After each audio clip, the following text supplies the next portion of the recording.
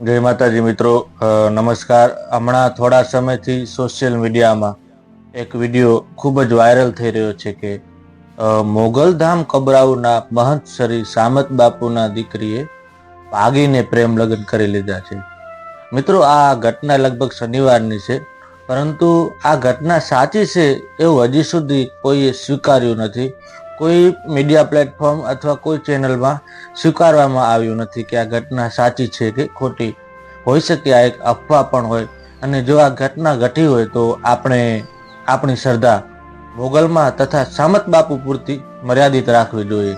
આમાં બાપુના અંગત જીવનમાં આપણે રસ ના લેવો જોઈએ। આપણને કોઈ હક નથી કે આપણે સામત બાપુના અંગત જીવનની ચર્ચા કરીએ। તમામ ક્લિપ તથા જુદા જુદા અહેવાલો મુજબ એવું કહેવામાં આવી રહ્યું છે કે ભુજનો ઓમ ડાભી નામનો વ્યક્તિ, જે સોશિયલ મીડિયામાં પ્રચલિત છે અને અવારનવાર કબરાઉ સ્થિત મોગલધામ દર્શનાર્થે આવતો, ઓમ ડાભી નામનો વ્યક્તિ લગભગ છેલ્લા 3 વર્ષથી મોગલમાના મંદિરે દર્શને આવતો, આવું જાણવા મળી રહ્યું છે। આ વ્યક્તિ ખૂબ સોશિયલ મીડિયામાં વાયરલ થયો હતો। એનું કારણ હતું તેને રોકડા રૂપિયા થકી નવી ફોર્ચ્યુનર ગાડી ખરીદી હતી। તો આનું પ્રદર્શન થતાં તે સોશિયલ મીડિયામાં વાયરલનું કારણ બન્યો હતો।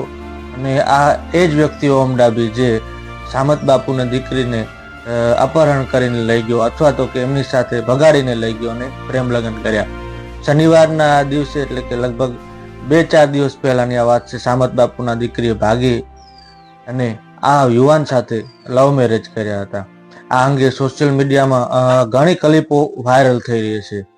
આ સાથે ઘણા લોકો મન ફાવે એવી કમેન્ટો કરી રહ્યા છે, પરંતુ મિત્રો, આપણે આપણી શ્રદ્ધા મોગલમાં તથા સામત બાપુ પૂરતી મર્યાદિત રાખવી જોઈએ। મોગલધામ કબરાઉ તથા આપણી એવી જ એક પવિત્ર જગ્યા એટલે સુરાપુરા ધામ બોટાદ, આ બંને જગ્યાને ક્યારેક ને ક્યારેક લોકોએ વિવાદમાં ઘેરવાની કોશિશ કરી છે। પરંતુ મિત્રો, આ બે જગ્યા એટલે જ્યાં દર્શનાર્થે ગયેલ શ્રદ્ધાળુ છે અને ભક્તો છે, ક્યારે ભૂખ્યા આવતા નથી। મિત્રો, હજારો લોકો માટેનું અન્નક્ષેત્ર ચલાવવું એ નાની વાત નથી, અને એમાંય આ બંને જગ્યાઓ પર કોઈ પણ વ્યક્તિનો 1 પણ રૂપિયો લેવામાં આવતો નથી। થોડા સમય પહેલા મોગલધામ ટ્રસ્ટ પર પણ સવાલો ઉઠાવવામાં આવ્યા હતા કે બાપુ ડાયરામાં આવતા મોટા મોટા દાન કેમ સ્વીકારે છે। તો મિત્રો, મોગલધામ કબરાઉ સ્થિત આ જગ્યાએ તમે જાણો છો કે તમામ દિવસે ક્યારે પણ તમે જાઓ તો સાંજ સવાર અન્નક્ષેત્ર ચાલુ હોય છે। એના માટે મોટો ખર્ચો આવે છે। અન્નક્ષેત્ર ચાલુ હોય એમાં ઘણા લોકો જમે, અને ટ્રસ્ટને, મોગલધામ ટ્રસ્ટ છે, એને ઘણો ખર્ચો આવે છે। તો અહીંયા લોકો પ્રસાદી રૂપી જે કામ ભોજન લે છે, તો આ લોકોને જમાડવું, આટલા બધા લોકોને દરરોજ સાંજ અને સવારે બંને ટાઈમે જમાડવું એ કોઈ સહેલી વાત નથી। તો કદાચ કોઈ દાતાએ ટ્રસ્ટમાં દાન આપ્યું હોય તો એમાં ખોટું શું છે? આમ આવું જ કાર્ય બોટાદમાં પણ છે, ત્યાં પણ હજારો લોકો જમે છે। આટલા બધા લોકોને જમાડવામાં બહુ મોટો ખર્ચ થાય। આ માટે દાન પેટે રૂપિયા સ્વીકારવા એ ખોટું નથી, પરંતુ અહીં આ જગ્યાએ આવેલા ભક્તો કે આમ જનતાનો 1 પણ રૂપિયો લેવામાં આવતો નથી। સામાન્ય માણસ આ જગ્યાએ જાય તો એનો 1 રૂપિયો પણ લેવામાં આવતો નથી। આટલા બધા લોકોને સાંજ સવાર ભોજન કરાવવું, એમાં ખર્ચો તો થાય જ।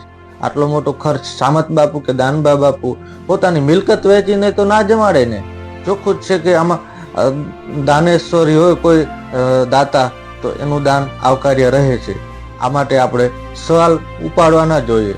તમામ લોકોને નમ્ર વિનંતી છે કે આ ઘટનાને, એટલે કે સામત બાપુના દીકરી વિશેની તમામ ઘટનામાં રસ ના લે। ઘણા લોકો ચારણ ઋષિ વિશે મન ફાવે એલફેલ કમેન્ટ કર્યા રાખે છે। ચારણ ઋષિ વિશે બોલવું આપણને કોઈ અધિકાર નથી।